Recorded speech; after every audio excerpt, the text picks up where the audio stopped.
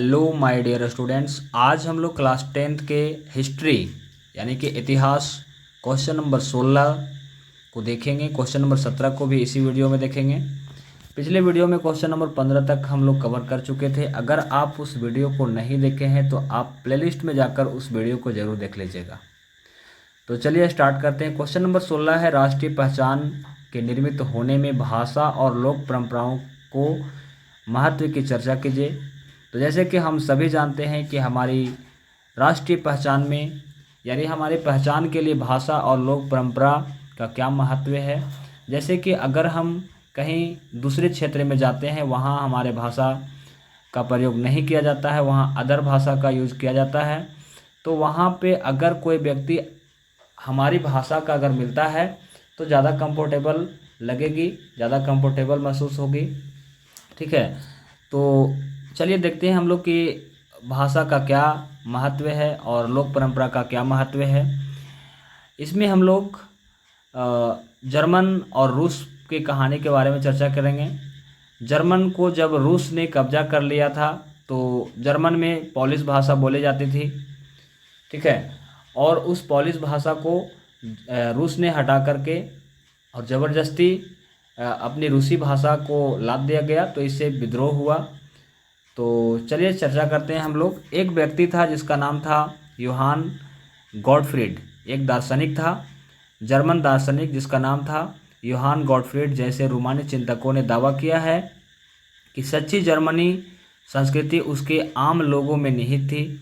राष्ट्र की सच्ची आत्मा लोक नृत्य और लोकगीत का जन काव्य से प्रकट होती है। भाषा राष्ट्रीय भावनाओं के विकास में महत्वपूर्ण भूमिका निभाई।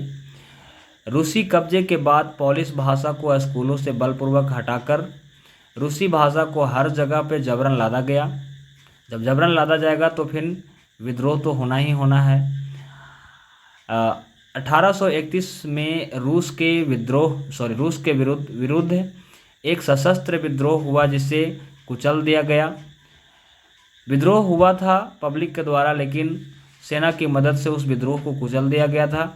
इसके अनेक सदस्यों ने राष्ट्रीय विरोधी के लिए भाषा का एक हथियार बनाया। चर्च के आयोजनों पर एवं धार्मिक शिक्षा में पोलिश भाषा का इस्तेमाल किया गया। ठीक है, तो इस प्रकार हम लोग देखें कि भाषा और लोक परंपरा का क्या महत्व है। यानी भाषा और लोक परंपरा के आधार पर एक राष्ट्रीय पहचान बनाई जाती है।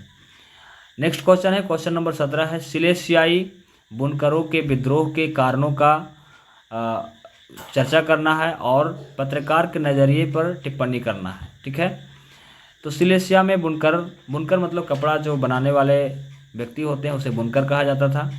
और बुनकरों को ठेकेदार ने क्या करते थे कि सस्ते दामों पर बुनकर से बने कपड़े को खरीद लेते थे और कच्चा माल दे करके उसी से कपड़े भी बनवाते थे। लेकिन जो कपड़े के बदले में जो मूल्य देते थे, जो कीमत देते थे, वो बहुत कम देते थे। तो इसके लिए विद्रोह हुआ। ठीक है, तो चलिए चर्चा करते हैं। 1845 में सिलेशिया में बुनकरों ने उन ठेकेदारों के खिलाफ विद्रोह कर दिया जो उन्हें कच्चा माल देकर निर्मित कपड़ा लेते थे, परंतु दाम बहुत कम देते थे।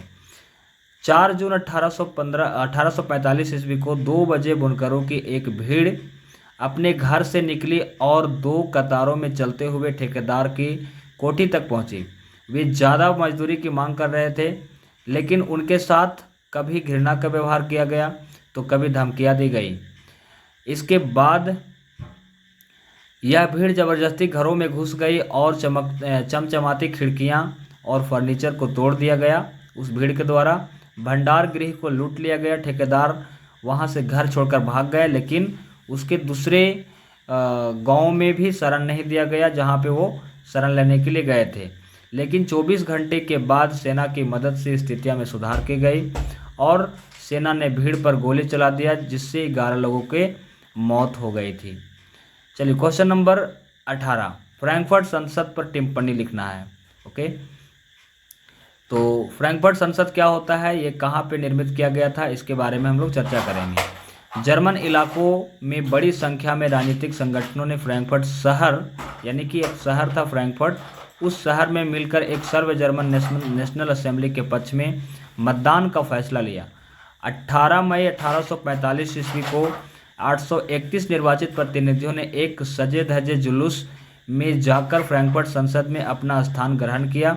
यह संसद सेंट पॉल चर्च में आयोजित की गई थी। उन्होंने जर्मन राष्ट्र के लिए एक संविधान का प्रारूप तैयार किया। इस राष्ट्र की अध्यक्षता एक ऐसे राजा को सौंप दी गई जिससे संसद के अधीन रहना था।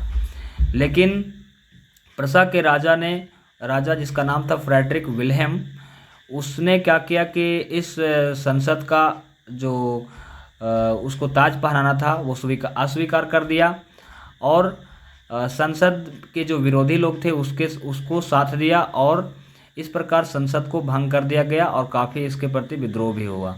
ठीक है, तो आपने देखा कि क्वेश्चन नंबर 16 से लेकर क्वेश्चन नंबर 18 तक हम इस वीडियो में चर्चा किए और आपको एग्ज़ाम जो होने वाला है 2023 का फाइनल एग्ज़ाम, तो इसमें ज़्यादा इम्पोर्टेंट इसके लिए है और ये क्वेश्चन आने की संभावना है। तो इसीलिए वीडियो को 1-2 बार ज़रूर और देख लीजिएगा और चैनल पर अगर नए हैं तो चैनल को सब्सक्राइब तो करना ही है। चलिए वीडियो को एंड करते हैं। धन्यवाद।